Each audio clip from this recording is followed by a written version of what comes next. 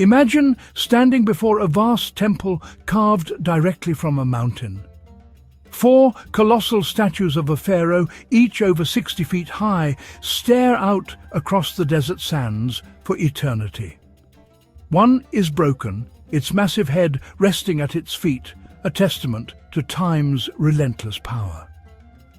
The entrance is a mysterious void between the giant's legs. This is the scene David Roberts painted in his work, The Great Temple of Abu Simbel, Nubia. When Europeans first saw it in the 1840s, it was like gazing at another world. They had read of ancient Egypt, but never with such dramatic reality. Roberts brought this lost world to life before the age of photography. His journey a monumental undertaking.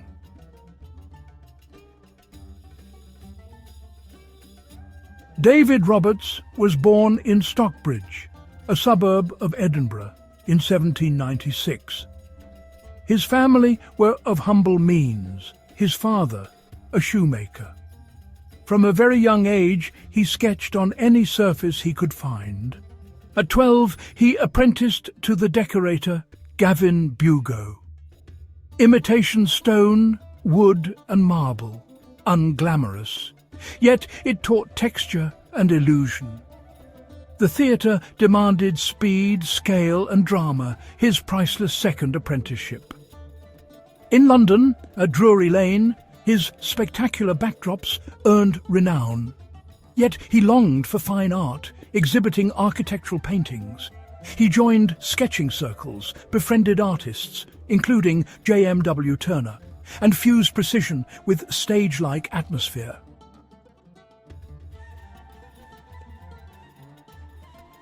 By the early 1830s, he yearned for subjects beyond Britain. Spain, less travelled, blended European and Moorish influences. In Granada, he sketched the Alhambra's delicate archways, tiled patterns and tranquil courtyards. Spain transformed his palette, warmer tones and dramatic light and shadow. A brief journey to Morocco gave first-hand glimpses of North African life. Markets, garments and prayer.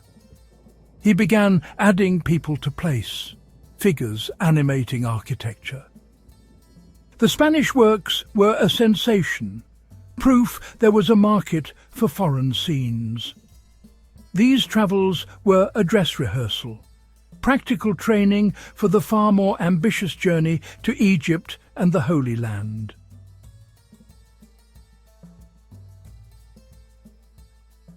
In August 1838, at 42, Roberts set sail for Alexandria, a self-funded professional mission to document ancient monuments. He entered remote, perilous regions of the Ottoman world, undaunted. He began to draw at once. He hired a cangia, boat and crew, his floating studio for months. With documents from Muhammad Ali Pasha, he gained rare access, even mosque interiors. He traced the Nile's rhythm, Giza to Luxor and Karnak, then to the Valley of the Kings. Pushing into Nubia, he reached Abu Simbel, its facade still half entombed in sand. 11 months of dawn to dusk toil in heat, storms and flies, then across Sinai to the Holy Land. He sailed home in 1839 with hundreds of detailed sketches and notes.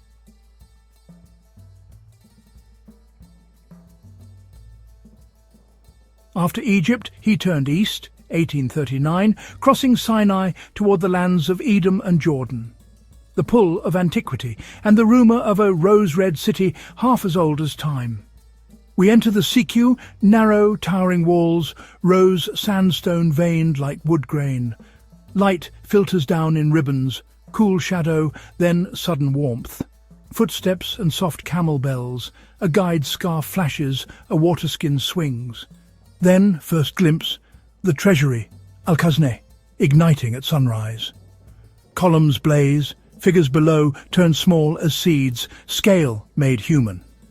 Roberts works on site, pencil and wash studies pressed to board, carvings traced with care, broken capitals noted, camel trains sketched at rest, Bedouin guides recorded in profile.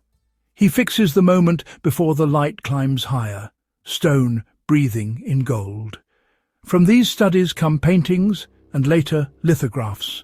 The treasury, the monastery, Adir vast against the sky, the theatre cut from living rock, the street of facades stepping down the cliff.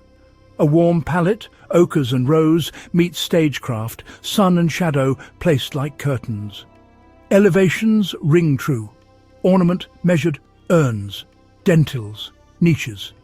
He threads life through stone, tents pitched in shade, waterskins dark with use, costume and gesture animating space, Wadi Musa's springs, the open vault of Wadi Rum, high plateaus, drifting cloud, a horizon that breathes.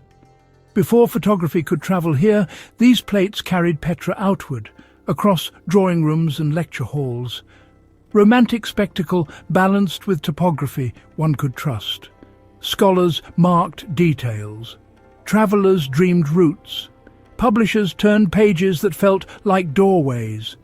Together with his Egypt series, the Jordan works widened the map of wonder and the map of knowledge. And so, beyond the Nile, through rosestone and desert air, Roberts completes the circle, a world measured in light and line.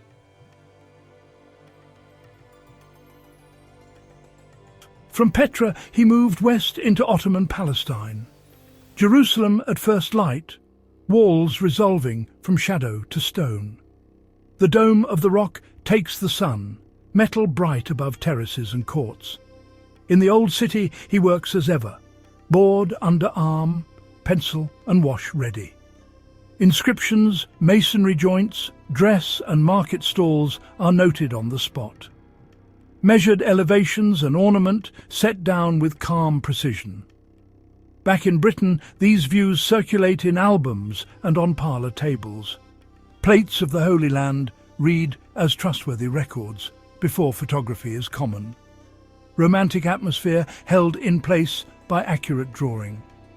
Northward to Damascus, souks and gates, arcades ribbed with timber, water channels threading shade. He paces spans, marks voussoirs and lintels, and catches the fall of cloth and gesture.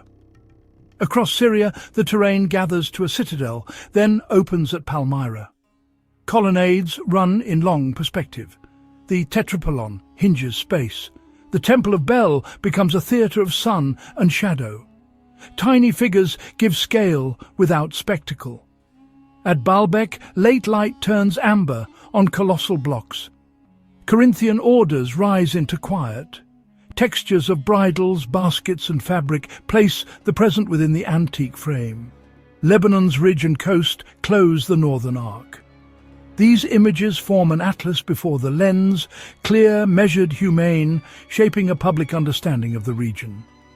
Then we turn south again. Aswan and the Nile receive the glow. And the journey returns to Egypt.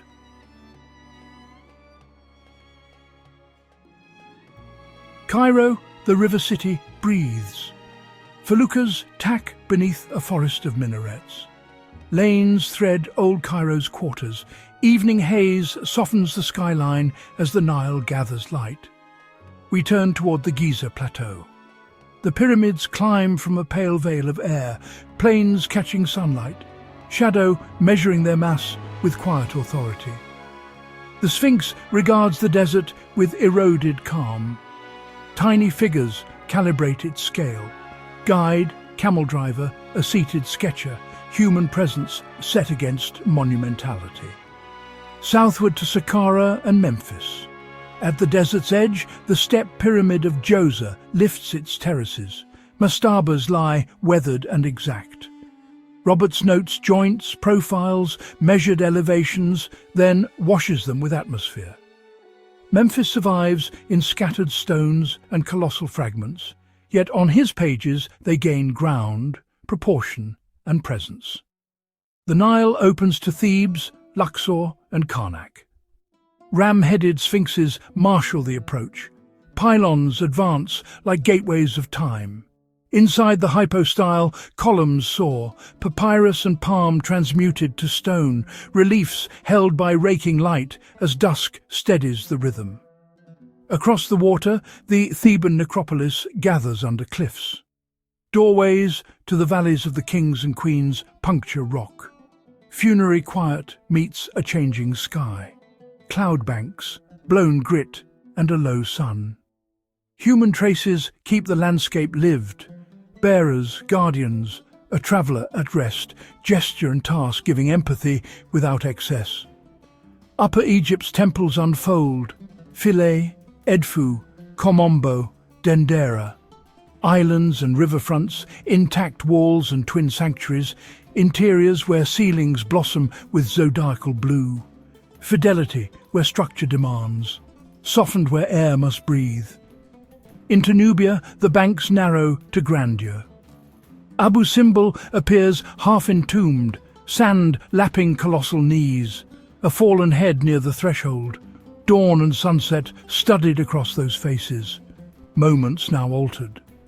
From field sketches to hand-coloured lithographs, Louis Haghe renders with faithful care, turning journeys into armchair travel before the lens existed. These images became a trustworthy baseline. Sites moved, shored or changed, yet his measures endure. Architecture, weather and people speak together, and Egypt returns as a clear window, precise, humane, luminous, a lasting chapter in the wider legacy of David Roberts.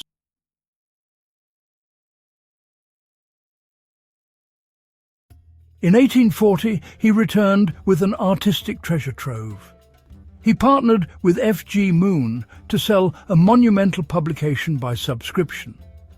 The plan? High-quality, hand-coloured lithographs. Mass production with the artist's touch. The brilliant lithographer Louis Haghe captured Roberts's tones and atmospheres with remarkable fidelity.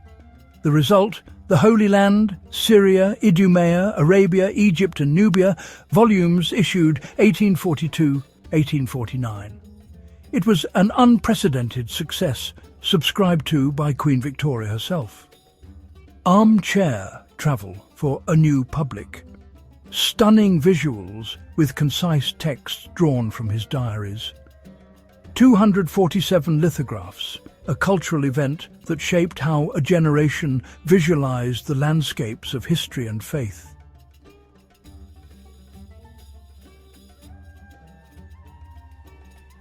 Several Egyptian scenes became especially celebrated. An avenue of ram-headed sphinxes leads to the massive pylon. Light and shadow reveal crumbling majesty. Small figures measure the colossal architecture. Inside the hypostyle, a low view makes columns soar endlessly toward the sky. Sunlight slices through openings, carving hieroglyphs from darkness. Philae, the pearl of the Nile, reflected in calm water, bathed in a golden late-afternoon glow. At Giza, a distant sandstorm and hazy light lend mystery. The Sphinx, half buried, the pyramids looming. By depicting changing weather, he evokes natural forces shaping the land across millennia.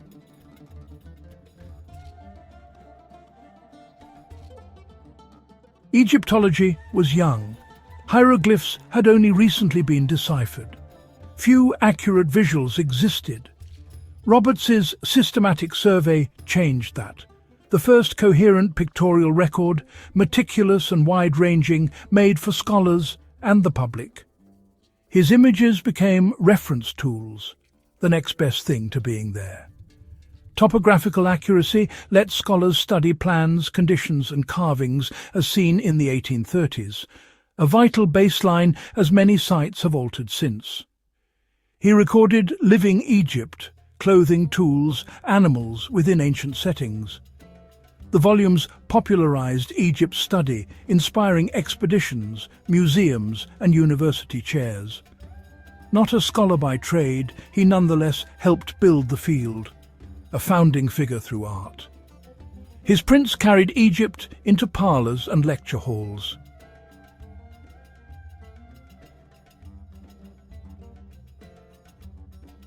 Roberts served as archivist, a careful ledger of Egypt at a moment in time. Nature reshaped sites, wind, sand, and the annual Nile flood. Early digs could be rough, development encroached, so his drawings show temples before modern build-up, settings still legible. In the 20th century, Lower Nubia vanished beneath Lake Nasser. Whole sanctuaries were threatened. Some were saved.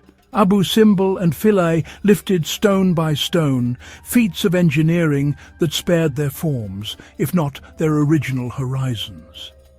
Others departed entirely. The Temple of Dendur now stands in New York.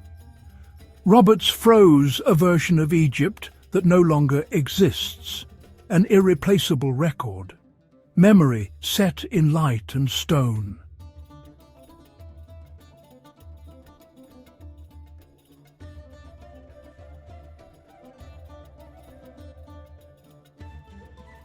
Beyond prints, he translated field sketches into large exhibition oils. The Royal Academy was the arena for fame, reviews, and patrons.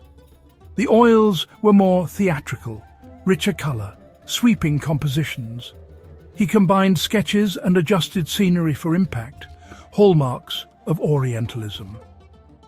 Wealthy patrons paid handsomely for these visions of the East. Grand historical canvases drew huge crowds, public sensations. The house painter's son rose to acclaim, an emblematic Victorian success. Though Orientalism is now questioned, Roberts's art was grounded in first-hand travel and genuine wonder. After triumph, he never ceased to work or travel.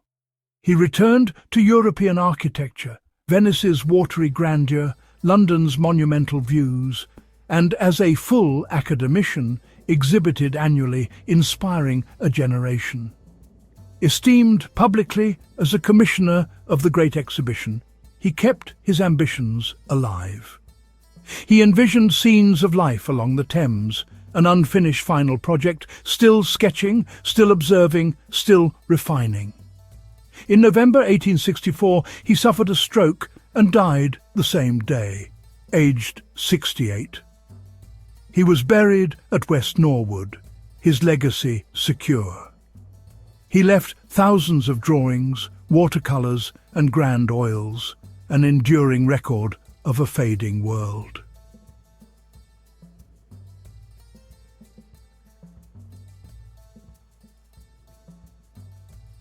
His art rests on superb draftsmanship, precision and perspective learned in trade and theatre, compositions arranged for maximum impact, human scale against monuments, an instant measure of vastness, stage-born lighting, brilliant sun and deep shadow-built drama and form, a warm Mediterranean palette, sun-bleached stone and dusty air, tactile surfaces, imitation marbles taught him material sensibility. Light tracing hieroglyphs, rough granite rendered with fidelity, accurate drawing, dramatic composition, masterful lighting, tactile detail, his images feel lived and true.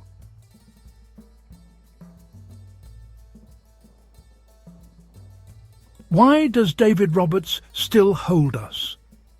His legacy spans art, history and travel. He showed not only what Egypt looked like, but what it felt like. The hush before sunrise, sandstone warm to the touch, the desert breathing. Through his eye, place becomes experience. Before widespread photography, he fixed time, now altered by nature and people. He documented the now lost and the once hidden. His volumes fed Egyptology and popular understanding, bridging scholarship and public imagination. Pages turned and the ancient world opened. an adventurer with a draftsman's precision and a romantic soul, both record and art.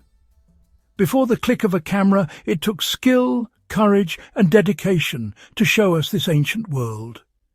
His legacy is written in stone and light, a timeless window onto Egypt. We look, and the desert grows quiet, waiting for our gaze.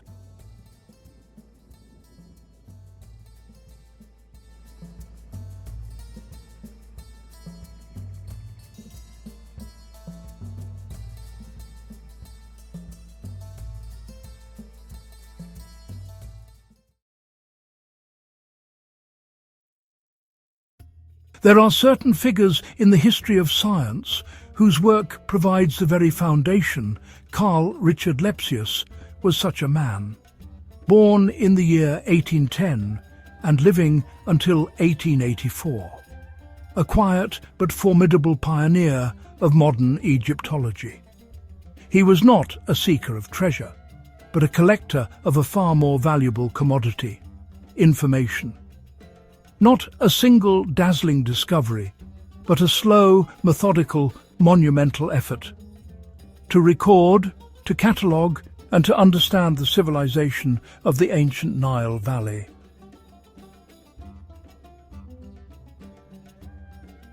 Carl Richard Lepsius was born on the 23rd of December 1810 in Naumburg an der Saale, a town in what is now Germany. His upbringing was one steeped in intellectual curiosity, his father being a classical scholar who undoubtedly nurtured his son's academic inclinations from a young age. This early environment set the course for his life's work. He pursued a rigorous education, delving into classical philology, archaeology, linguistics. He studied at Leipzig, Göttingen, Berlin. He mastered Latin, Greek. His interests expanded to Sanskrit and early Semitic languages. He went to Paris. He studied under Jean-Antoine Letronne. He gained access to Champollion's papers and teachings. That exposure sparked his interest in Egyptology. He immersed himself in ancient Egyptian language study, learned hieroglyphs, learned later cursive forms, and learned Coptic.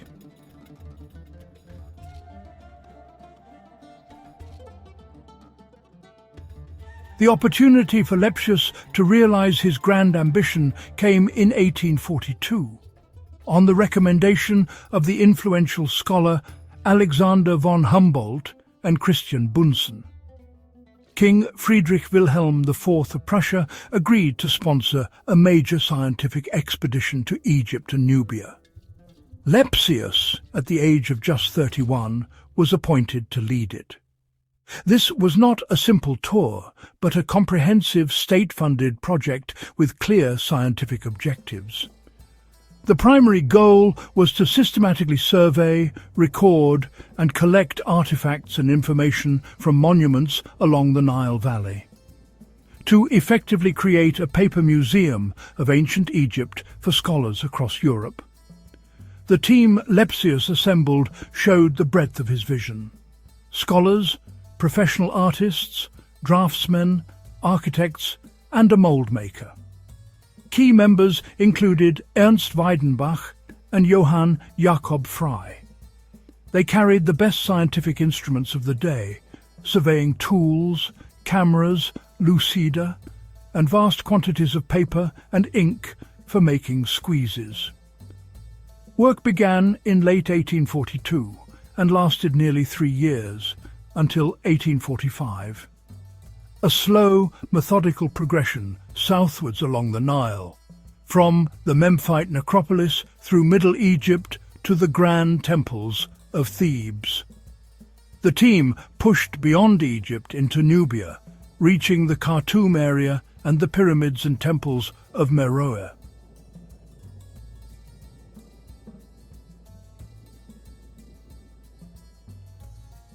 Among the most enduring and practical of Lepsius's contributions is what has become known as the Lepsius list of pyramids. As the Prussian expedition travelled through Lower Egypt's necropolises, they moved from Abu Rawash to Meidum. Lepsius undertook the first systematic survey of these monumental structures.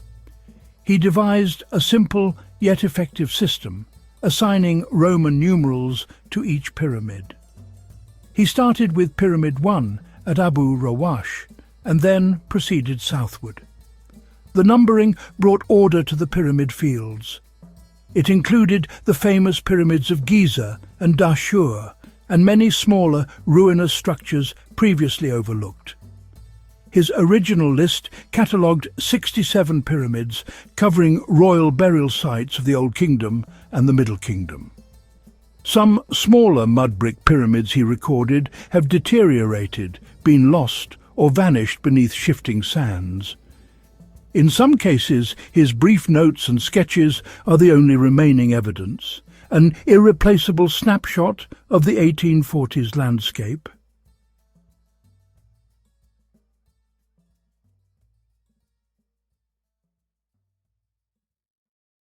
Beyond his archaeological work, Lepsius made a profound and lasting contribution to linguistics, a quiet architecture of letters that would shape how scholars heard and rendered the world's voices. He recognized a fundamental problem. There was no consistent scientific method for transcribing the sounds of unwritten or ancient languages, especially those across Africa and Asia. Scholars improvised, accuracy suffered, meaning shifted. European alphabets were ill-equipped to capture many unfamiliar sounds. Guttural, emphatic, tonal. The symbols were few, the phonemes many, the fit imperfect. To solve this, Lepsius produced his standard alphabet for reducing unwritten languages and foreign graphic systems to a uniform orthography in European letters. On its pages, he set out a disciplined scheme, first published in German in 1855, then in English in 1863. Its core principle was simple and exacting, one symbol for every distinct sound. He kept the Latin alphabet as a base and expanded it with diacritical marks, dots, lines, hooks, placed above, below, and through letters to fix fine shades of speech. The alphabet was no armchair theory. It grew from practical necessity in the Prussian expedition.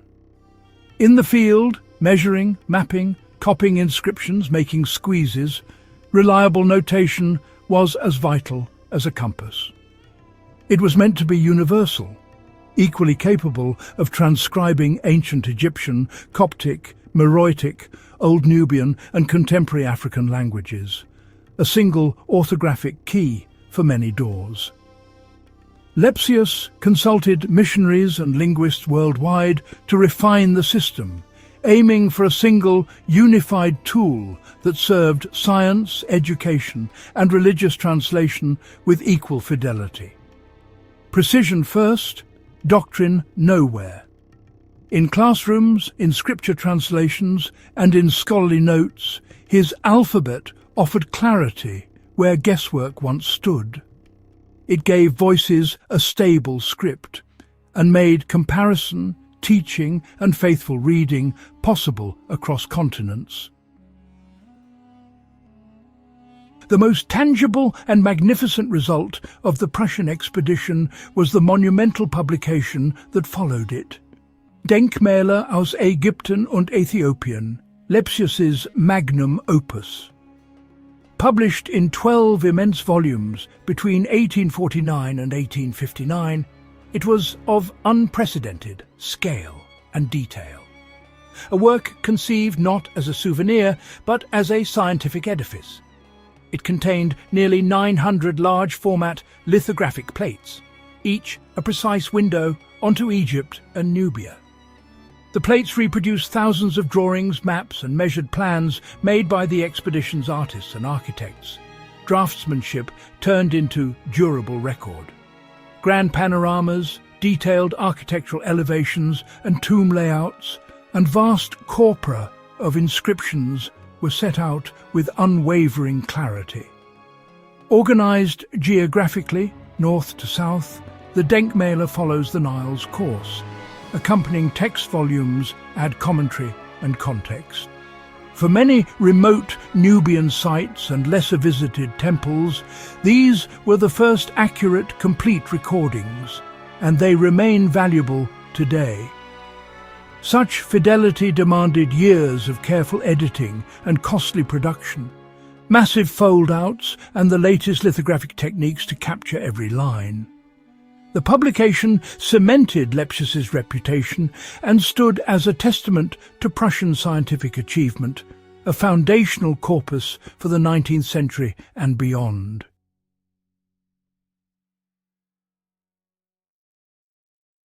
Lepsius's influence extended far beyond his fieldwork.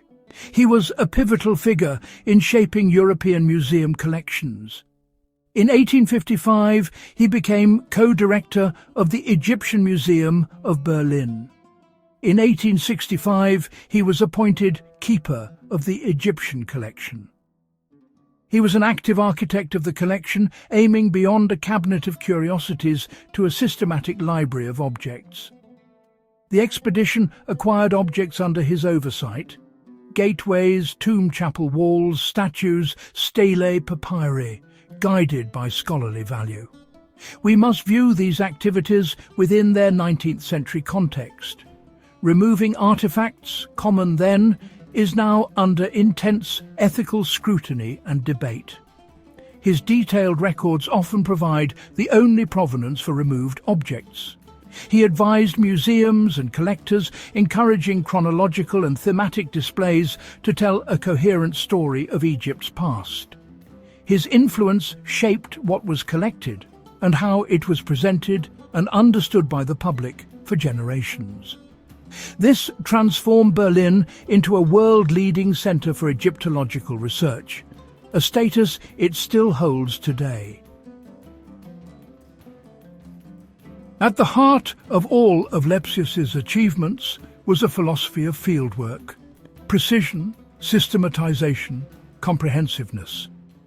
When he arrived in Egypt, the prevailing approach was often hurried exploration, focused on finding spectacular objects or clearing tombs as quickly as possible. Lepsius introduced a different pace. He understood that the context of an object was just as important as the object itself. The goal was not simply to find things, but to understand and record their relationships to each other and to the landscape. Every site was approached with a clear plan. First, detailed maps, then structures measured and drawn in plan, elevation, and cross-section. Only after the survey did they copy inscriptions, pioneering large-scale use of paper squeezes for fine, three-dimensional impressions. Lightweight to transport, squeezes captured detail beyond drawing. In Berlin, they yielded exact plaster casts for study. The legacy of Carl Richard Lepsius is not contained within a single discovery, but woven into the methods and foundational texts of Egyptology. After the expedition, he remained a dominant force through extensive academic work and teaching, his influence living on in pages, plans, and practice. As a professor at the University of Berlin, he trained a new generation of Egyptologists, instilling rigorous philological accuracy and methodical research practices. His student, Georg Ebers, became a leading scholar. His student, Adolf Ehrmann, became a leading scholar. Before photography, precise lithographs were the closest thing to being on site. Even after, the drawings clarified faint or damaged reliefs. He worked to reconcile king lists with monument evidence. His Königsbuch der alten Ägypter in 1858 sought a reliable pharaonic chronology. Many conclusions were refined. He was a man of his era, and some interpretations have been superseded. Yet his systematic weighing of sources shaped future chronology. From field notes to printed plates, his method bridged observation and record. Still, the robustness of his data keeps his work useful. Modern scholars return to his drawings, maps, and list of pyramids to re-examine evidence. His greatest legacy, not just answers, but the raw material for new questions and new answers. Carl Richard Lepsius passed away in 1884, leaving behind a field he had irrevocably professionalized. Egyptology reshaped from romantic adventure into a structured academic discipline. His career was a testament to systematic work, patient observation, and unflinching accuracy. Measured drawings, careful notes, context before spectacle, precision that turned exploration into scholarship. He was not a seeker of gold, but a cartographer of history, mapping not only the geography of the Nile Valley, but the landscape of its ancient civilization. When an archaeologist uncovers a new tomb in Saqqara, they will likely consult the Lepsius list to see if he noted any structure there. When a linguist studies a difficult passage, they may turn to the plates for a clearer copy of the inscription. His work serves as a fixed point in time, a snapshot before modern tourism, pollution, and urban expansion. And every student who maps a site or copies an inscription follows in his footsteps. He established a blueprint for scientific fieldwork that new technologies refine but do not replace. Lepsius gave the world a map of stone and script, proving that thousands of careful facts can reveal a civilization's grand story.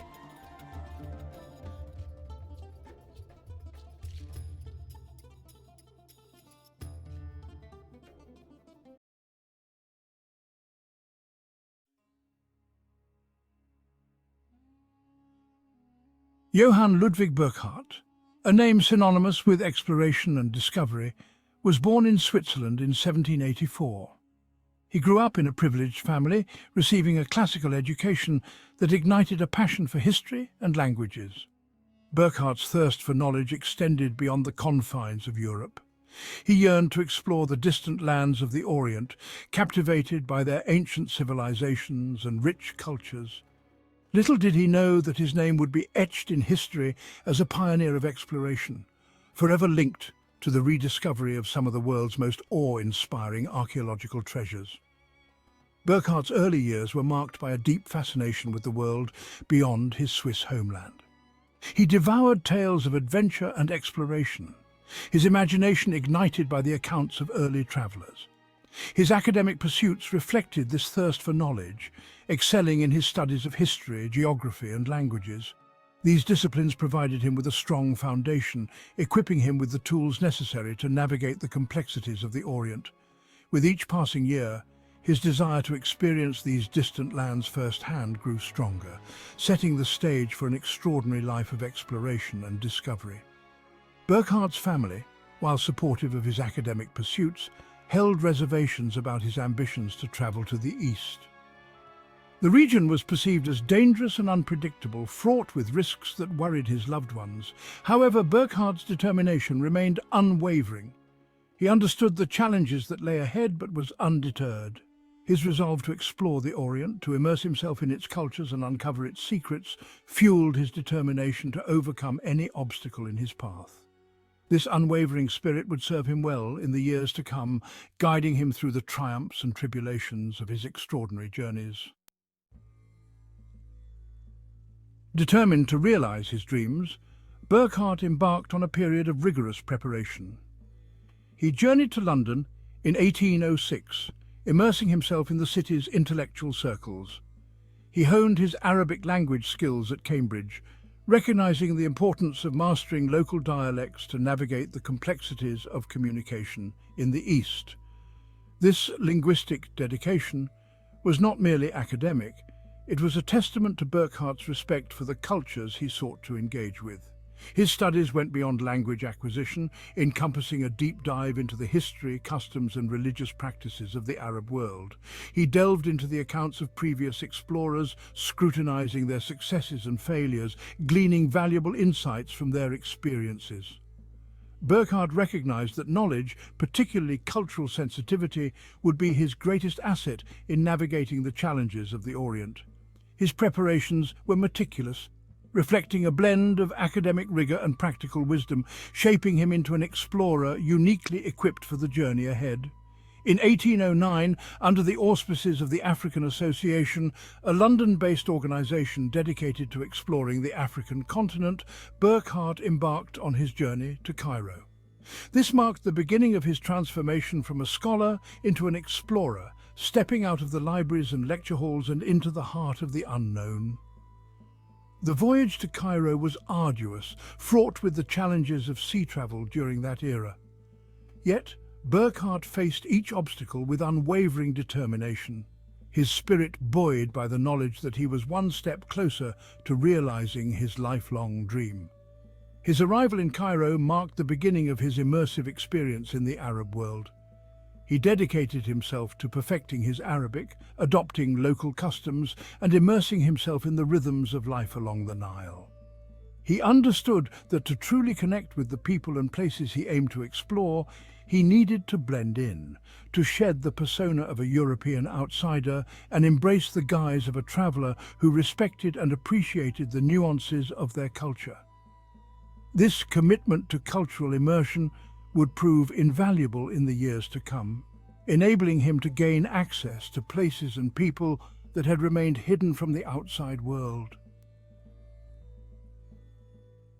Donning the persona of Sheikh Ibrahim ibn Abdallah, a guise meticulously crafted to blend into local communities, Burckhardt embarked on his exploration of the Ottoman Empire's southern regions. This strategic adoption of a local identity was essential for his safety and success. It allowed him to navigate sensitive religious and cultural landscapes, facilitating interactions with local populations who might have been wary of a European traveller. His disguise was more than just a change of clothes. It was an embodiment of his commitment to respectful exploration. In 1812, while journeying through the rugged landscapes of present-day Jordan, Burckhardt encountered Bedouin tribesmen who spoke of a hidden city carved into the sandstone cliffs. Intrigued by their descriptions, he persuaded them to guide him to this mysterious place, unaware that he was about to rediscover one of antiquity's most spectacular lost cities, Petra. The journey was fraught with challenges, navigating treacherous terrain and negotiating with wary locals. Yet Burckhardt's perseverance, fueled by a thirst for discovery, led him to the very heart of this hidden wonder. As he stood before the treasury, Petra's most iconic monument, carved with astonishing detail into the sheer rock face, Burckhardt was awestruck. He meticulously documented the ruins, sketching detailed drawings and recording intricate measurements. He recognized the historical significance of his discovery, understanding that he was rediscovering a lost civilization, a testament to the ingenuity and artistry of the Nabatean people. His meticulous documentation, carried out under the guise of a simple traveller, would prove crucial in reintroducing Petra to the world.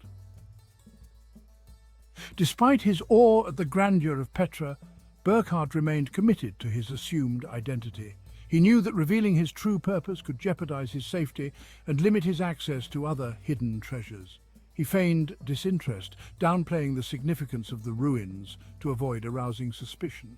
This act of calculated indifference, a testament to his adaptability and quick thinking, allowed him to complete his exploration of Petra and continue his journey, carrying with him the knowledge of a rediscovered wonder that would captivate the world's imagination. Burckhardt's journey continued southward, leading him to Egypt, a land steeped in ancient history. He immersed himself in the study of hieroglyphics, recognizing the importance of deciphering these ancient scripts to unlock the secrets of Egypt's past. His linguistic talents, honed through years of dedicated study, proved invaluable as he grappled with the complexities of this ancient writing system. His efforts, while preliminary, contributed to the growing field of Egyptology, laying the groundwork for future scholars who would ultimately crack the code of hieroglyphics. In 1813, while travelling along the Nile, Burckhardt's attention was drawn to tales of colossal statues buried in the sand near the village of Abu Simbel. Intrigued, he ventured into the desert, guided by local stories and rumours. His perseverance was rewarded when he stumbled upon the awe-inspiring temple complex of Abu Simbel, half buried by the shifting sands of time. The sight of these colossal statues, carved with such grandeur and scale, left him speechless. He recognized the historical significance of his discovery, understanding that he was standing before a monument of unparalleled grandeur, a testament to the power and ambition of Pharaoh Rameses II. He meticulously documented the site, his detailed descriptions and sketches capturing the magnificence of the temple complex. Burckhardt's discovery at Abu Simbel, alongside his rediscovery of Petra, cemented his legacy as a pioneer of archaeology, a man who brought to light some of the ancient world's most spectacular treasures. Despite the challenges he faced, the scorching heat, the unforgiving terrain, and the constant need to maintain his assumed identity, Burckhardt's spirit never wavered. He pressed on, driven by an insatiable curiosity and a profound respect for the cultures he encountered. His journey through Egypt was more than just a geographical exploration. It was a testament to the power of human curiosity. A journey that revealed the enduring allure of ancient civilizations and the thrill of uncovering their hidden wonders.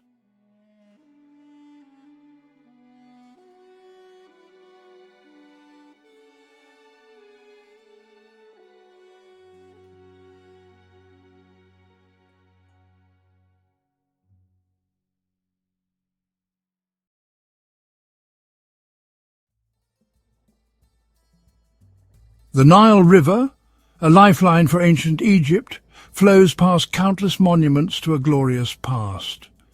This river, stretching over 4,000 miles, has been the cradle of one of the most fascinating civilizations in human history. Its waters have nurtured the land, enabling the growth of crops and the rise of cities. Along its banks, stories of gods and pharaohs, of life and death, have been etched into the sands of time. The Nile is not just a river, it is a symbol of life, continuity, and the enduring spirit of Egypt. Among these, the Temple of Komombo stands unique.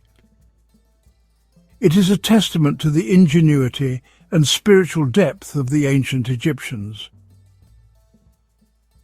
Built during the Ptolemaic dynasty, this temple is a marvel of architecture and religious symbolism. It is not just a place of worship, but a reflection of the duality that permeates Egyptian mythology and culture. The temple's unique structure and purpose set it apart from the myriad other temples that dot the Egyptian landscape. Located on a bend in the river, it is not dedicated to one god, but two. This dual dedication is rare and speaks volumes about the beliefs and practices of the time.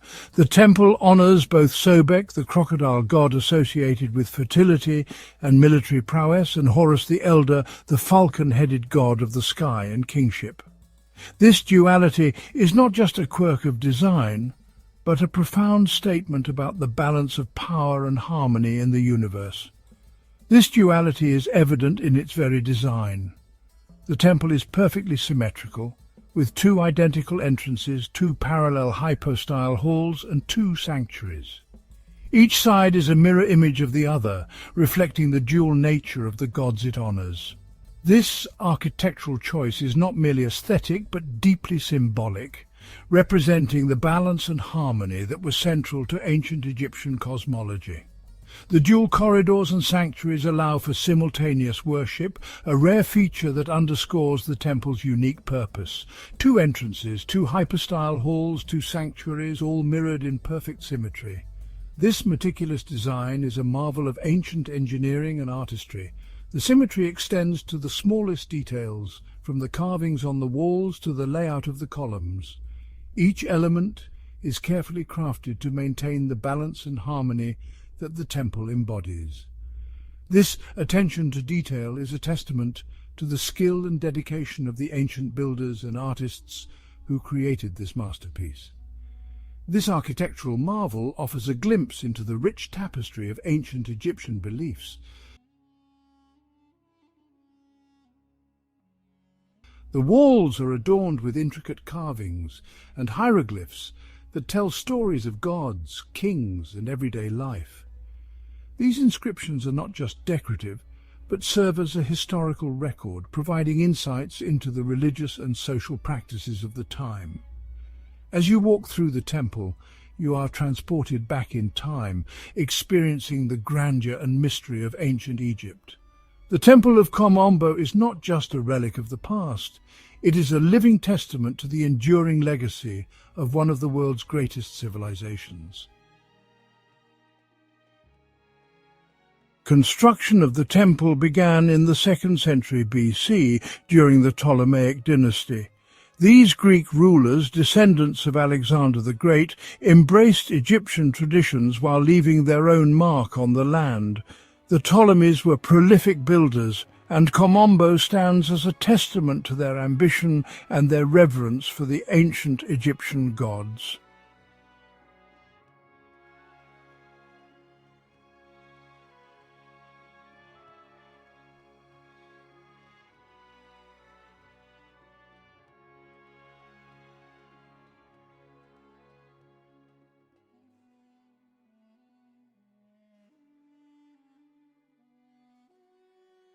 The temple's dual dedication reflects the importance of location.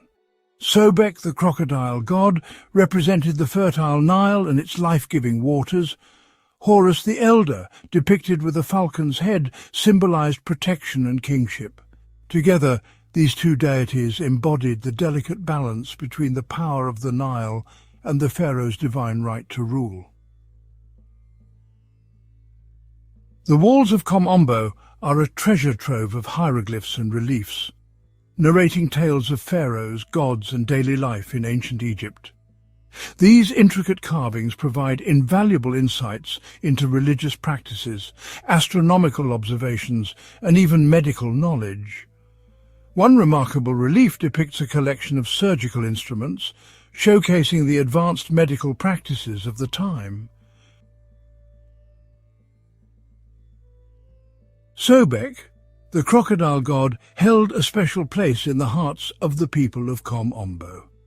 Crocodiles, revered as manifestations of the god, were mummified and interred in a nearby necropolis. Today, the Crocodile Museum at Kom Ombo houses a fascinating collection of these mummified crocodiles, offering a glimpse into the ancient Egyptians' relationship with these powerful creatures.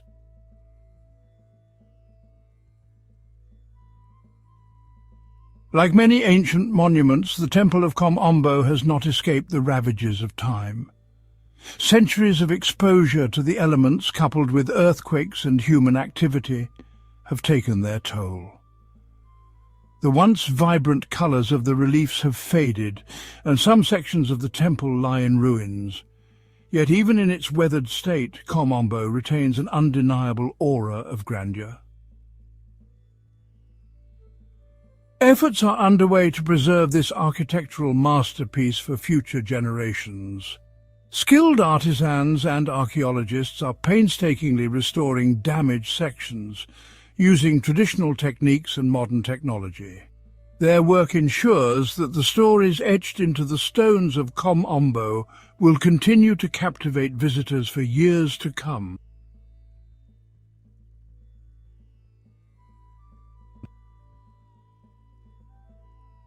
The Temple of Kom Ombo stands as a testament to the enduring power of the Nile River. For the ancient Egyptians, the Nile was more than just a source of water. It was the very essence of life. The temple's location, perched on the banks of this sacred river, served as a constant reminder of the delicate balance between humanity and nature. As the sun sets over the Nile, casting long shadows across the temple's sandstone walls, one cannot help but be transported back in time. The golden hues of the setting sun blend seamlessly with the ancient stones, creating a mesmerizing tapestry of light and shadow. This is a moment where history and nature converge, offering a glimpse into the past. The Temple of Kom Ombo stands as a testament to the ingenuity and spirituality of ancient civilizations. As awe-struck tourists gaze upon its grandeur, they are often left speechless, overwhelmed by the sheer scale and beauty of this architectural marvel. The panoramic view at sunset is particularly breathtaking as the temple seems to glow with an ethereal light. Kom Ombo is a place where time seems to stand still. In the stillness of the evening, when the crowds have dispersed, the temple reveals its true essence. The wide-angle view showcases its timeless beauty, unmarred by the passage of centuries. It is in these quiet moments that one can truly appreciate the craftsmanship and devotion that went into its creation. The walls of Kom Ombo are adorned with intricate hieroglyphics and carvings, each telling a story of gods, kings and rituals long forgotten.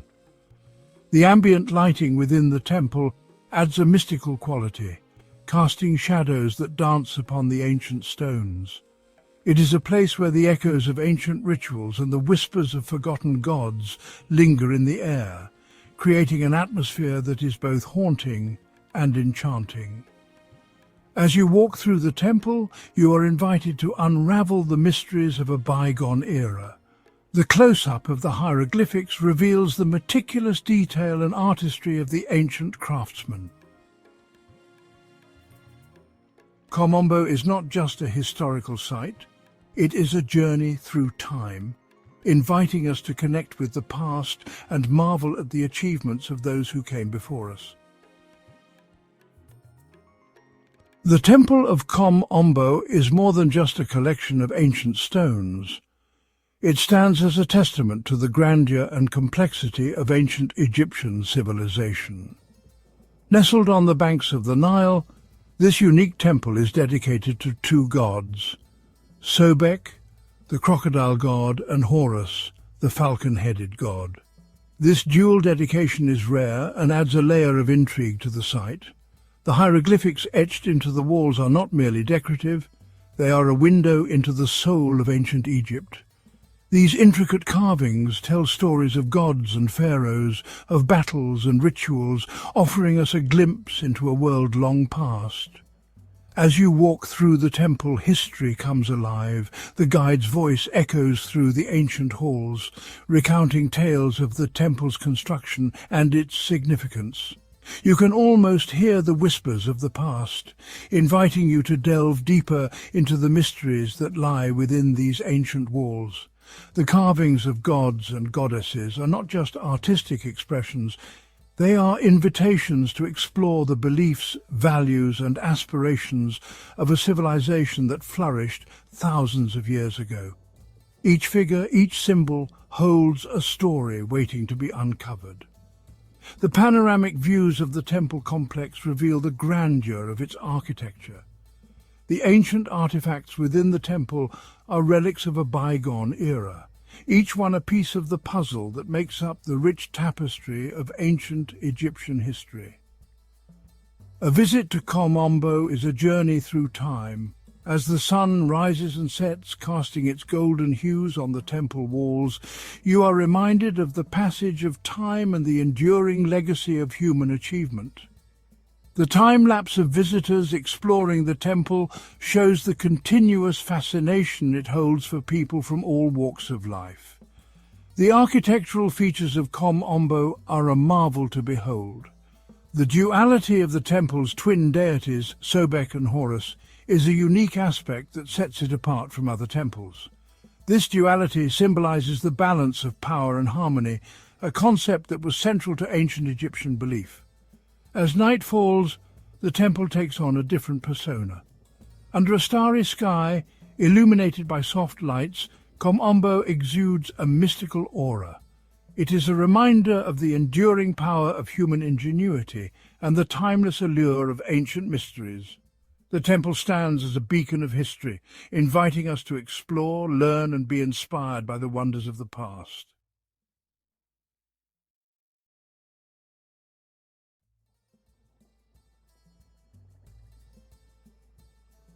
Deep within the heart of Egypt, the Nile River flows. It courses through a land of ancient wonders. On an island, amidst the flowing waters, stands a testament to a bygone era, the Philae Temple. This architectural marvel, with its towering pylons and intricate carvings, has captivated travellers for centuries. The echoes of pharaohs whisper through its corridors. The grandeur of the Roman Empire left its mark. Today, the Philae Temple stands as a beacon from the past. Its beauty and history continue to inspire awe. Join us now as we embark on a journey to uncover the secrets of the Philae Temple.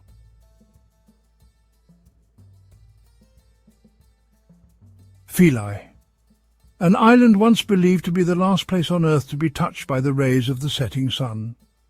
It was here, in this sacred space, that the ancient Egyptians built a temple. It was dedicated to Isis, the goddess of magic, motherhood and healing. The temple complex, a dazzling display of artistry and engineering, was a place of pilgrimage. People came from far and wide to seek the goddess's favour. They offered prayers and gifts. The air was thick with incense. The sound of chanting priests echoed through the halls. Philae was a sanctuary where the divine and mortal realms intertwined. The temple itself reflected the Egyptians' understanding of the cosmos.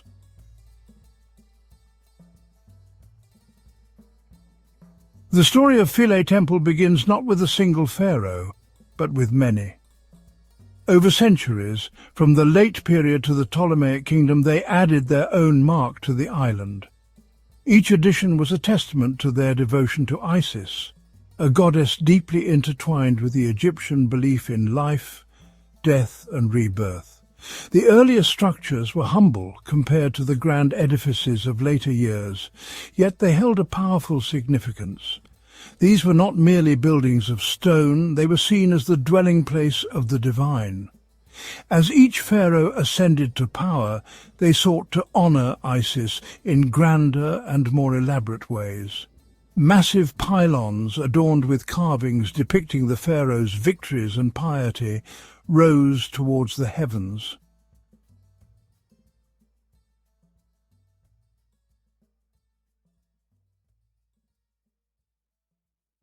At the heart of the Philae Temple complex lay the sanctuary of Isis. This was the most sacred space within the temple. It was here that the cult statue of the goddess was kept.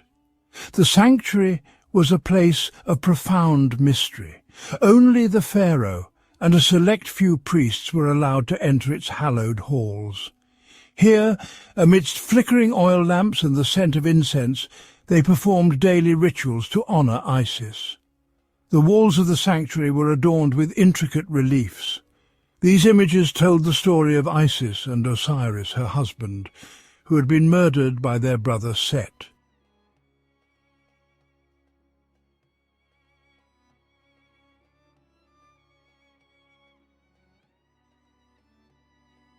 Every inch of the Philae Temple was a testament to the skill and artistry of the ancient Egyptian builders. They used simple tools, yet they created structures of astonishing size and complexity. The walls of the temple were adorned with thousands of hieroglyphs. These intricate symbols, carved into the stone with astonishing detail, told the stories of the gods, the pharaohs, and the Egyptian people. They served as a reminder of the temple's sacred purpose and provided a glimpse into the beliefs and values of a civilization long gone. Scholars painstakingly decipher the hieroglyphs, piecing together the story of the Philae Temple. Each inscription is a window into the past, offering a glimpse into the hearts and minds of the ancient Egyptians.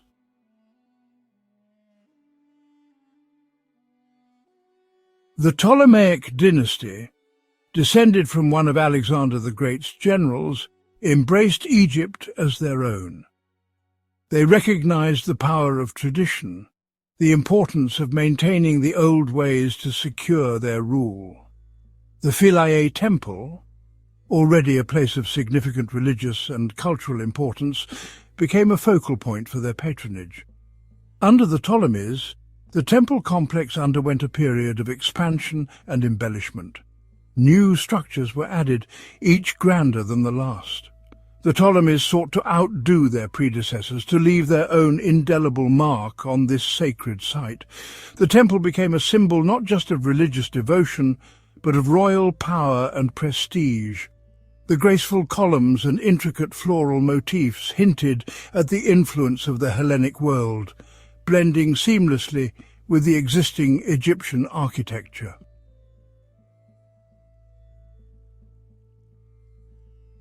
With the arrival of the Romans, Egypt entered a new chapter in its long history. Yet the reverence for Philae Temple continued. The Romans, ever pragmatic, recognized the importance of respecting local customs and beliefs. The Roman emperors, keen to legitimize their rule in Egypt, continued the tradition of honoring Isis. They funded the construction of new buildings within the temple complex. The temple, already a testament to centuries of Egyptian faith, now bore witness to the might of Rome. The Roman presence at Philae is most evident in the kiosk of Trajan.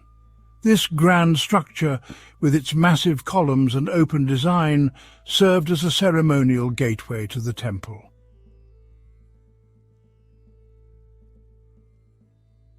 The Philae Temple was more than just a place of worship for Isis. It was a microcosm of the religious syncretism that characterized Egypt during the Roman period. Here, Egyptian and Roman gods were worshipped side by side. Beliefs and practices intertwined, creating a rich and complex religious tapestry. One of the most striking examples of this religious fusion is the worship of Imhotep. Originally a mortal architect and physician during the Old Kingdom, Imhotep had been elevated to the status of a god of healing. At Philae, his cult thrived alongside that of Isis. The Philae Temple, throughout its long history, served as a testament to the enduring power of faith. It was a place where cultures and beliefs intertwined, creating a unique and vibrant religious landscape.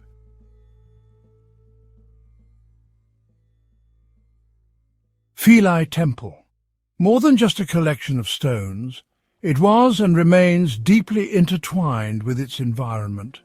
The ancient Egyptians saw the temple, situated on its island, as a microcosm of the cosmos. The Nile, the lifeblood of Egypt, played a crucial role in the temple's symbolism and function. The annual floods, though destructive, were also seen as a time of renewal. They deposited fertile silt on the surrounding land, ensuring bountiful harvests. The temple, rising above the floodwaters, symbolized the triumph of order over chaos. The island itself, known as Philae in ancient times, was considered sacred. It was believed to be the burial place of Osiris, the god of the underworld and rebirth.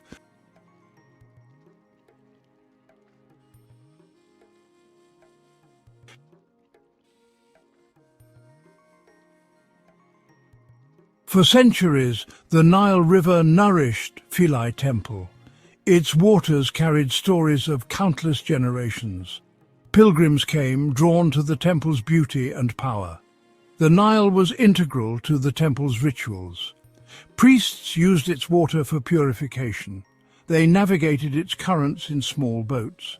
The Nile's ebb and flow mirrored life's cycles. Philae Temple offered hope and solace.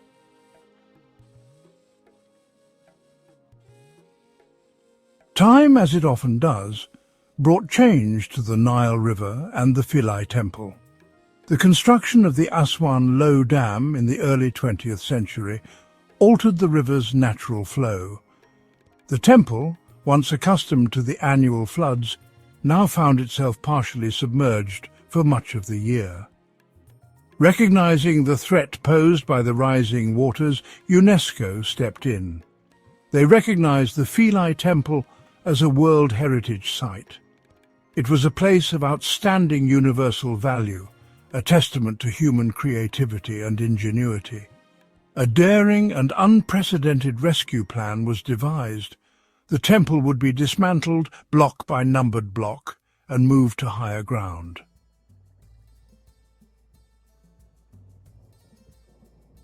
The first phase of the rescue project involved constructing a cofferdam around the island of Philae. This massive barrier, built to hold back the waters of the Nile, was a feat of engineering in itself. It had to be strong enough to withstand the pressure of millions of gallons of water, yet delicate enough to avoid damaging the very monument it was meant to protect. With the cofferdam in place, the painstaking work of dismantling the temple began. Each stone, some weighing as much as 20 tons, had to be carefully documented, numbered and removed. The stones, once separated, were transported by barge to their new home, a nearby island named Agilkia. This island, carefully chosen for its resemblance to Philae's original shape, would become the temple's new sanctuary.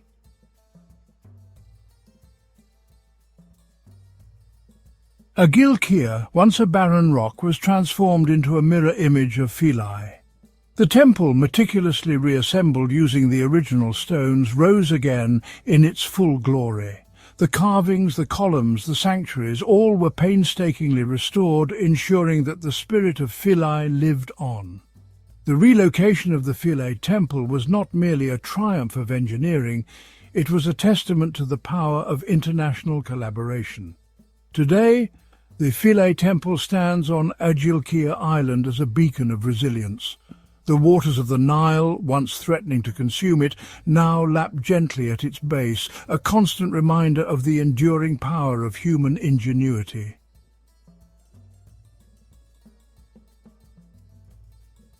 The ancient Egyptians were masters of symbolism, and the Philae temple is replete with hidden meanings. One fascinating aspect is the temple's alignment with the rising sun. During the winter solstice, the shortest day of the year, the sun's rays would penetrate deep into the temple's inner sanctuaries, symbolically illuminating the statue of Isis. The acoustics of the Philae temple are another intriguing feature. The ancient architects designed the temple's halls and chambers to enhance sound.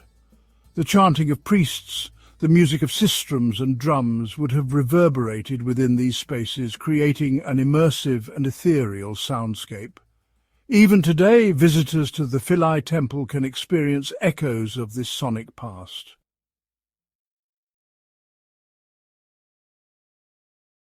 The Philae temple, despite its grandeur, was never truly finished. The last pylon, intended to be the temple's crowning glory, was left incomplete. Legend has it that the workers, sensing the imminent arrival of the Romans, downed their tools and fled, leaving the pylon unfinished. Another tale speaks of a wise old stonemason who, entrusted with carving the final inscription on the pylon, had a vision.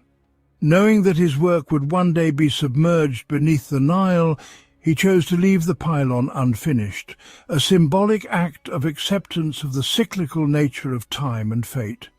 The unfinished pylon stands as a poignant reminder that even the grandest of human endeavours are subject to the whims of fate and the passage of time.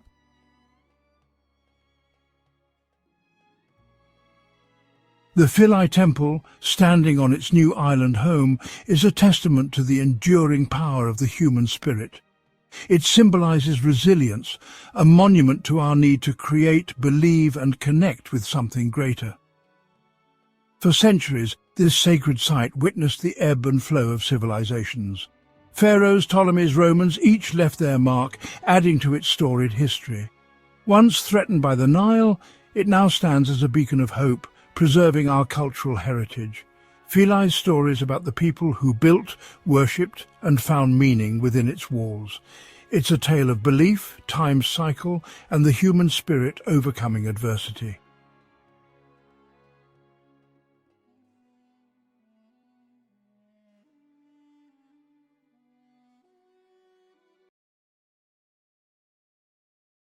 The Ptolemaic kingdom, a vibrant thread in ancient history, shimmered with Greek intellect and Egyptian tradition. For 3 centuries, it stood as a beacon of power in the Mediterranean. It began with Alexander the Great, whose conquests forged new destinies. His arrival in Egypt in 332 BC was seen as liberation, and he was crowned pharaoh. This planted the seeds of a new kingdom. After Alexander's death, his empire fell into chaos. Ptolemy, a trusted commander, secured Egypt, establishing a dynasty that would last nearly 300 years. The Ptolemaic kingdom was born. Ptolemy the Soter established his capital in Alexandria, declaring himself pharaoh. His reign began a remarkable chapter where Greek rulers navigated an ancient land, shaping a unique Greco-Egyptian identity.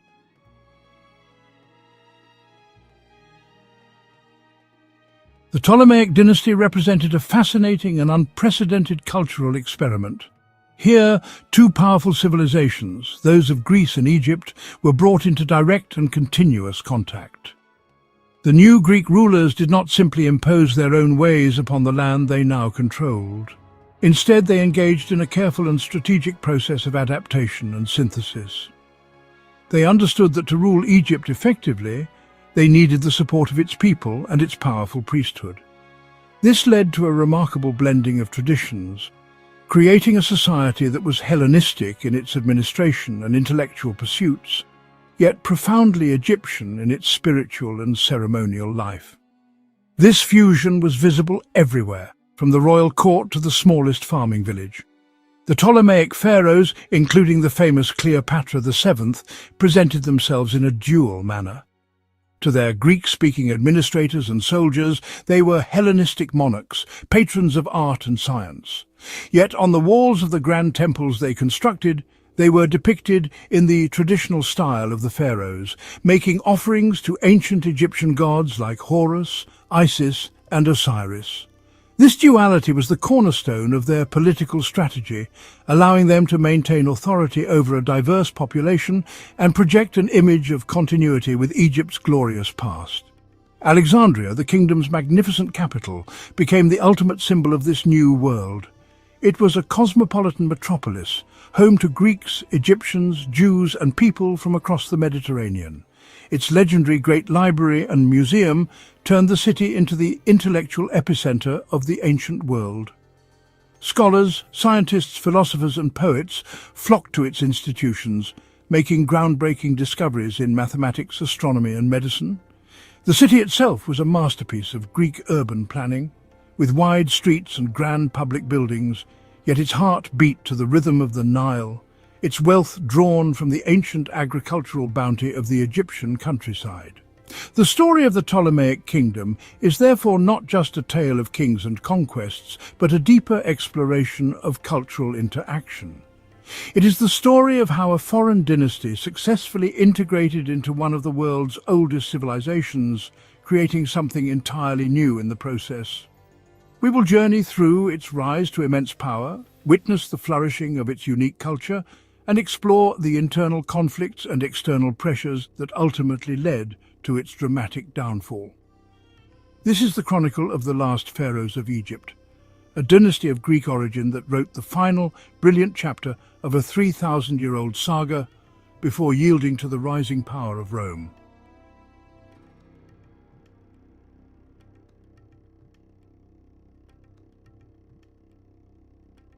Alexander the Great's death in 323 BC triggered shockwaves across his empire. The world held its breath. The king was gone, leaving a power vacuum. He had no clear heir. His generals, the Diadochi, carved up the world. Decades of conflict. The wars of the successors replaced unity. Each general saw himself as the rightful heir. Ptolemy set his sights on Egypt. He knew Egypt was secure and prosperous. It was a land that could sustain itself. Ptolemy moved swiftly to consolidate his control. Ptolemy was determined to thrive, establishing a lasting kingdom. Ptolemy's first and most audacious act was the hijacking of Alexander the Great's funeral cortege. The body of the deified conqueror was being transported back to Macedon for burial, a procession of immense symbolic importance. Perdiccas, the imperial regent, intended to use the burial to legitimize his own authority. However, Ptolemy intercepted the procession in Syria and diverted it to Egypt. This was an act of breathtaking defiance. By bringing Alexander's body to Memphis, and later to a magnificent tomb in Alexandria, Ptolemy was making a powerful statement. He was positioning himself as the true successor, the guardian of Alexander's legacy, and linking his own destiny directly to that of the celebrated hero. This bold move was a direct challenge to Perdiccas and the central authority of the empire, inevitably leading to war. In 321 BC, Perdiccas marched his grand imperial army to the borders of Egypt, determined to crush the defiant satrap. The ensuing conflict was a critical test for Ptolemy. He faced a numerically superior force led by the empire's most powerful man. Yet Ptolemy's strategic genius and the natural defences of the Nile proved decisive. He successfully repelled Perdiccas' attempts to cross the river, inflicting heavy casualties on the invading army. The failure was a humiliation for Perdiccas, whose own troops, demoralized and resentful, assassinated him in his tent. The defeat and death of Perdiccas dramatically altered the political landscape. Ptolemy's victory not only secured his hold on Egypt, but also elevated his status among the other Diadochi. He was no longer just a clever opportunist, he was a proven military commander who had successfully defended his realm against the full might of the empire.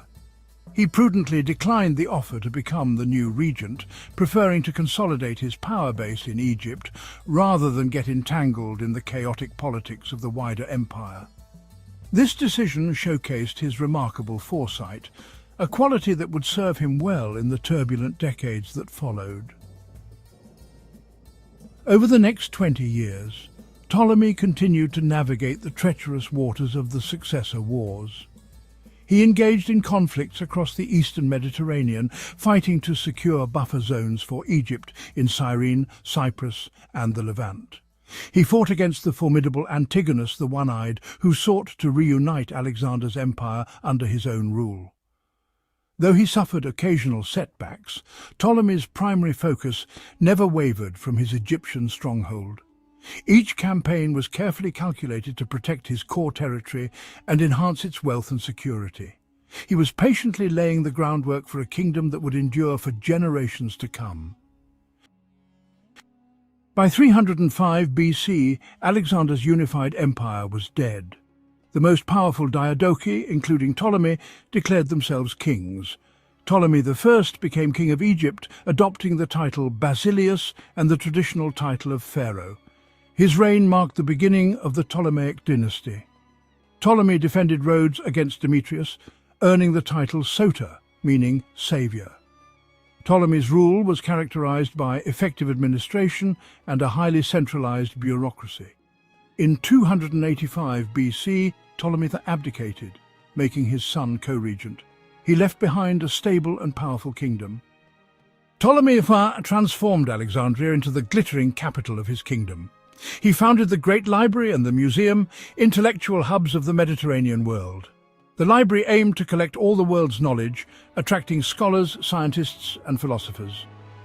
Ptolemy understood that power was about cultural prestige, positioning his kingdom at the forefront of Hellenistic civilization. Ptolemy initiated religious syncretism, promoting the cult of Serapis, a deity for both Greeks and Egyptians. This blending of traditions created a shared cultural framework for their diverse kingdom. Ptolemy I Soter's groundwork came to fruition under his son, Ptolemy II Philadelphus, who ascended to the throne in 283 BC. His reign ushered in the golden age of the Ptolemaic kingdom, peace, prosperity, and cultural brilliance. Philadelphus was a master diplomat, shrewd administrator, and patron of the arts and sciences. He elevated Ptolemaic Egypt to the apex of its power and influence.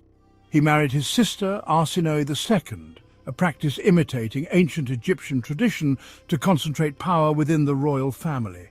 Arsinoe was a formidable co-ruler who exerted considerable influence. Centralized control generated staggering revenues strategically deployed for public works like the Pharos Lighthouse. Philadelphus maintained Egypt's dominance through military strength and diplomacy, solidifying its status as a superpower. The Ptolemaic kingdom reached its greatest territorial extent during the reign of Ptolemy III, Euergetes. Euergetes launched the Third Syrian War to avenge his sister's murder. Ptolemy III led his army deep into enemy territory, reaching as far as Babylon. At its zenith, the Ptolemaic sphere of influence was immense, controlling Egypt, Libya, Cyprus, numerous Aegean islands and coastal regions in Turkey, Syria and Lebanon. This maritime empire was sustained by the most powerful navy in the Mediterranean. This political and military dominance was built upon an unparalleled economic foundation, with the agricultural wealth of the Nile Valley at its core.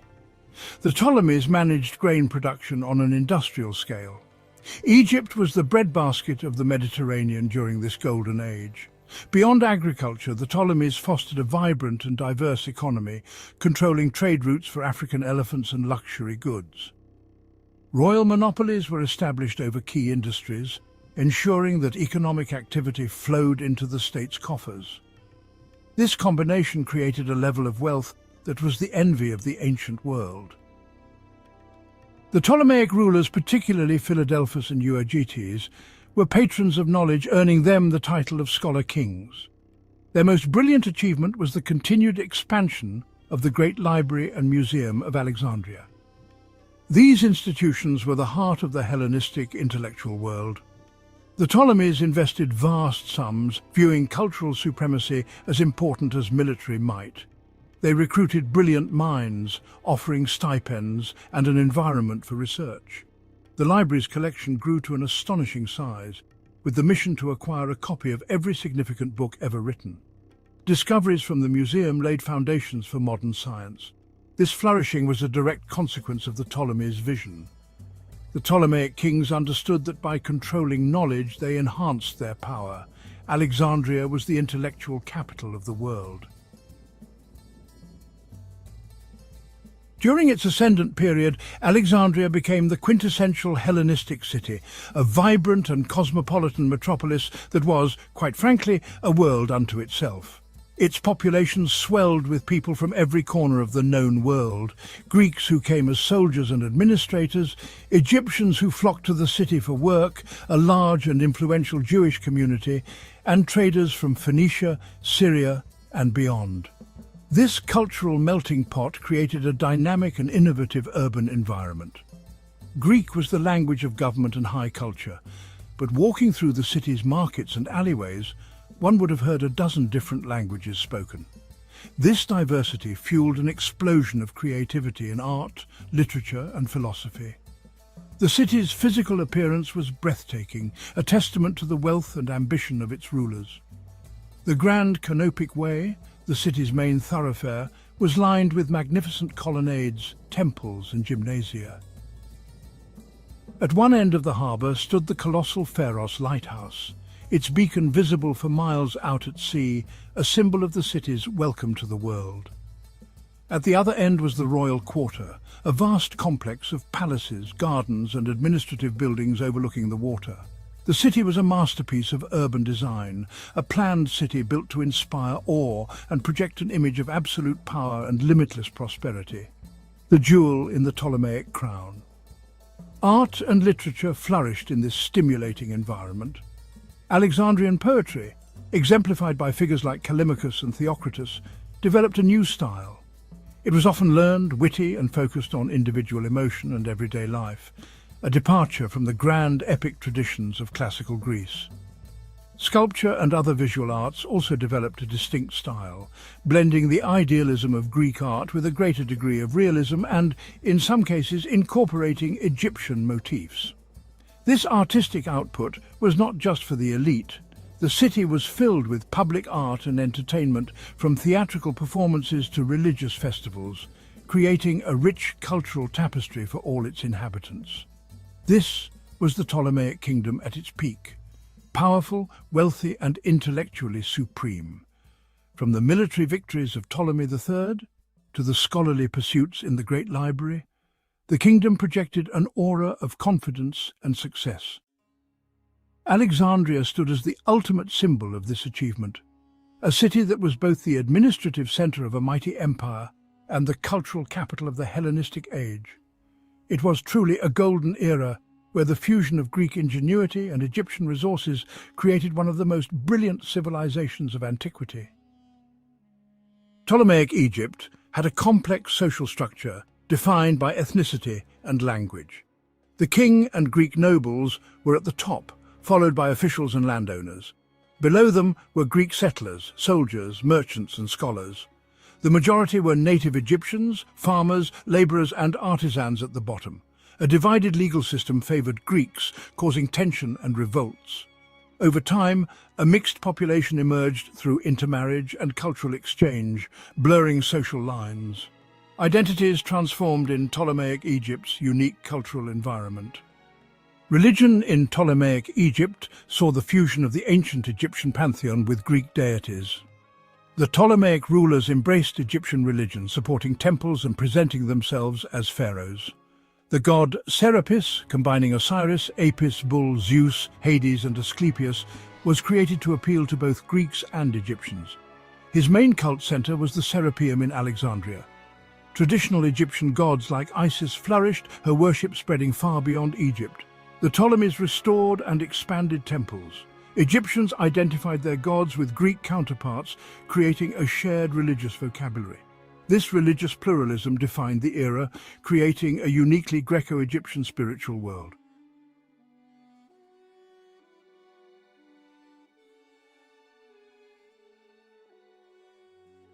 The Ptolemaic dynasty left behind magnificent temples throughout Upper Egypt. Though Greek rulers, they acted as traditional Egyptian pharaohs, constructing and maintaining houses for the gods. The Ptolemies honoured local deities and employed thousands of Egyptians. This demonstrated their piety and commitment to ancient traditions. Built from sandstone, they followed the New Kingdom blueprint, featuring pylons and peristyle courts. Hypostyle halls led to the sanctuary housing the god's statue. Walls displayed reliefs and hieroglyphs depicting the king as pharaoh. The Temple of Horus at Edfu is the most complete surviving temple. It offers a glimpse into the period's architecture and rituals. Another jewel is the Temple of Isis on Philae. Dendera and Kom Ombo temples further showcase the dynasty's building. These temples reveal the Ptolemaic ruler's dual identity. They performed rites practiced for millennia. These temples symbolize the Ptolemaic synthesis. The Ptolemaic kingdom's military was a formidable force, guaranteeing security and projecting influence. The army reflected the kingdom's Greco-Egyptian character. At its core was a professional standing army based on the Macedonian model. One fearsome element was its corps of war elephants.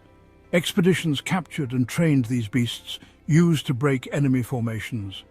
The psychological impact of armoured elephants was immense. The army relied on foreign mercenaries and a Greek ruling class. Before the Battle of Raphia, Ptolemy IV recruited native Egyptians. This empowered the Egyptian population, contributing to nationalist sentiment and revolts. The Ptolemaic kingdom's dominance was due to its powerful and technologically advanced navy. Egypt, with its long Mediterranean coastline, was a natural maritime power. Their fleet was the largest and most sophisticated in the Mediterranean, allowing them to control the sea lanes. The Ptolemaic fleet was based in well-equipped harbours, with Alexandria as the main naval base. The ships themselves were marvels of Hellenistic engineering.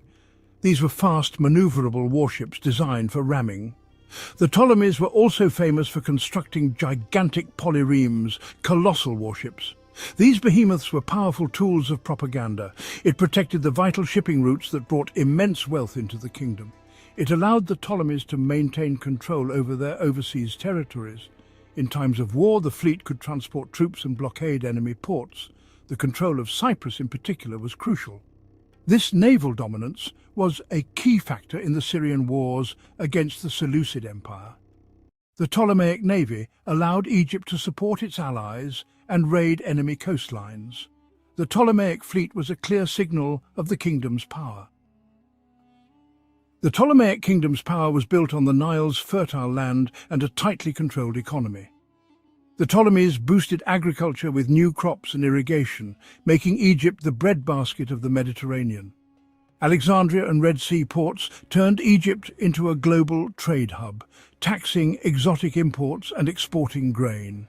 The king monopolized key industries: papyrus, textiles, oil, brewing, mining, ensuring profits flowed straight to the royal treasury. Greek-speaking bureaucrats managed every detail, but this efficiency came at a cost: heavy taxes and labor demands on ordinary Egyptians. This wealth funded armies and monuments, But the system's inequalities would eventually fuel unrest. Under Ptolemy IV, weak leadership and corruption eroded the kingdom's stability. In a desperate move, native Egyptians were armed for the Battle of Raphia, winning the war but awakening their sense of power. Soon after, Upper Egypt erupted in rebellion, breaking away under native pharaohs for nearly 2 decades. The Ptolemies fought to regain control, draining resources and shattering unity. Even after the revolt ended, unrest and banditry plagued the countryside. The government, weakened and divided, struggled to maintain order. The once stable kingdom was now fractured, its foundations crumbling.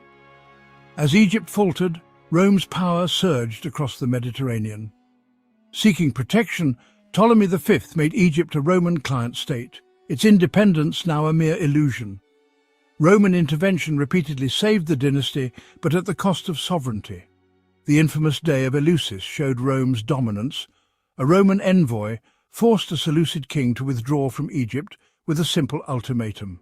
Ptolemaic rulers became pawns, their fate decided in the Roman Senate. Internal dynastic feuds played out for Roman amusement and advantage. As Rome descended into civil war, Egypt became a prize for ambitious generals like Caesar and Antony. The kingdom was no longer a player, but the board on which Rome's final struggles unfolded. Cleopatra VII, the last Ptolemy, was brilliant, ambitious and determined to restore Egypt's glory. She allied with Julius Caesar, securing her throne and bearing him a son, Caesarion. After Caesar's death, she partnered with Mark Antony, ruling the East and dreaming of a new empire. Their alliance provoked Rome. Octavian declared war, painting Cleopatra as a dangerous foreign queen. At Actium, Antony and Cleopatra's forces were crushed. Facing defeat, they took their own lives as Octavian's legions closed in. With their deaths, the Ptolemaic dynasty ended and Egypt became a Roman province. The Ptolemies' rule ended, but their legacy endured. Their temples, Edfu Dendera Philae, preserved Egyptian art and religion. The Library of Alexandria made Egypt the intellectual heart of the ancient world, shaping science and philosophy for centuries. Greek and Egyptian cultures fused, influencing art and spreading the cult of Isis across the Roman Empire. Their administrative system, centralized, efficient and exploitative, became the model for Roman rule. Egypt remained the empire's breadbasket, its wealth and knowledge outliving the dynasty. The Ptolemies left a mark on history, carved in stone and memory. The Ptolemaic dynasty had strange traditions, most notably royal sibling marriage. Beginning with Ptolemy II and his sister Arsinoe II, many Ptolemaic kings married their sisters, imitating the divine marriages in Egyptian mythology. This reinforced the dynasty's status and kept power within the family. Another peculiar aspect was the repetitive use of names like Ptolemy, Cleopatra, or Berenice. Historians use epithets to distinguish them, like Ptolemy II Philadelphus or Ptolemy VIII Euergetes II, nicknamed Potbelly. The Ptolemies also maintained a unique core of war elephants, sourcing smaller African forest elephants. These elephants became a symbol of Ptolemaic power. With Cleopatra's death in 30 BC, Egypt was annexed by Octavian, soon to be Emperor Augustus. The transformation was immediate. Egypt became the Roman emperor's personal property. Its wealth flowed directly into his treasury. Egypt was the empire's breadbasket, its resources under absolute control. Culturally, the Roman era saw a continuation of the Greco-Egyptian synthesis. Mummy portraits flourished, combining Egyptian mummification with Greco-Roman portraiture. Roman emperors were depicted as pharaohs in temples. Egypt's primary role became economic, to produce grain to feed Rome. The land of the pharaohs was now a cog in the machine of Roman power. Our journey through the history of the Ptolemaic kingdom has taken us from its founder, Ptolemy I Soter, to its last queen, Cleopatra VII. For 3 centuries, this Macedonian Greek dynasty ruled over Egypt, presiding over a period of immense wealth and cultural fusion. They built a kingdom that was both a formidable military power and a beacon of Hellenistic civilization. The Ptolemaic pharaohs presented themselves as legitimate successors to Egypt's ancient rulers. Yet the seeds of decay were sown within the dynasty itself, through weak rulers and family rivalries. This internal weakness made the Ptolemaic state vulnerable to the rising power of Rome. With Cleopatra's death, the line of the Ptolemies was extinguished. The last chapter of ancient Egypt had been written by a Greek dynasty. The Ptolemaic kingdom stands as one of history's most compelling experiments in syncretism. The Ptolemies engaged with Egyptian culture, fusing it with their own traditions, visible in their art and religion. The kingdom represents a bridge between Greece and the Near East. The intellectual fire lit in Ptolemaic Alexandria continues to cast a long shadow. It is a tale filled with larger-than-life characters from Ptolemy I to Cleopatra VII. The physical remains of their rule draw millions of visitors. It shows how cultures can collide and merge, creating new identities. Their story continues to fascinate us to this day.